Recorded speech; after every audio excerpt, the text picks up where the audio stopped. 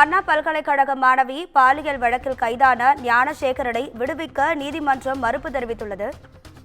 தன்னை விடுவிக்க கோரி ஞானசேகரன் தாக்கல் செய்த மனுவையும் உயர்நீதிமன்றம் தள்ளுபடி செய்துள்ளது. இது தொடர்பான அண்மை செய்தியை பார்த்துக் கொண்டிருக்கிறோம். இது குறித்தான கூடுதல் தகவல்களை தருவதற்காக நமது தலைமை செய்தியாளர் சிவா இணைப்பில் இருக்கிறார். சிவா, வணக்கம். உங்க விரிவான தகவல்களை சொல்லுங்க.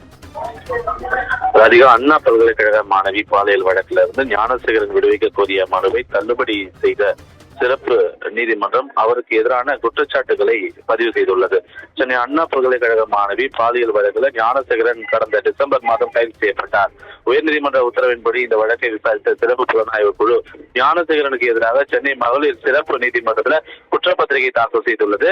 இந்த நிலையில் தனக்கு எதிராக கூறப்பட்டுள்ள குற்றச்சாட்டுகள் தவறானது எனவும் ஆதாரங்கள் இல்லாமல் தனக்கு எதிராக குற்றச்சாட்டுகளை காவல்துறையினர் கூறியுள்ளதால் இந்த வழக்கிலிருந்து தன்னை விடுவிக்க வேண்டும் என்று ஞானசேகரன் தரப்பில் நீதிமன்றத்தில் முன்வைக்கப்பட்டது.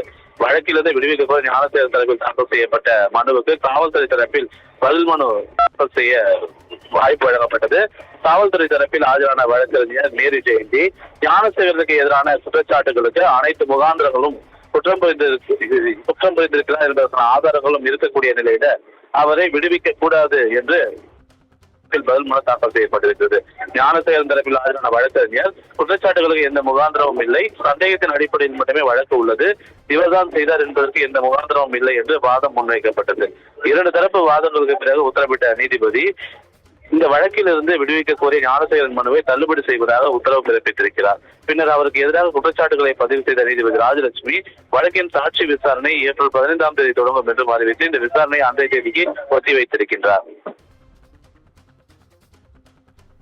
உங்க விரிவான தகவல்களுக்கு நன்றி சிவா.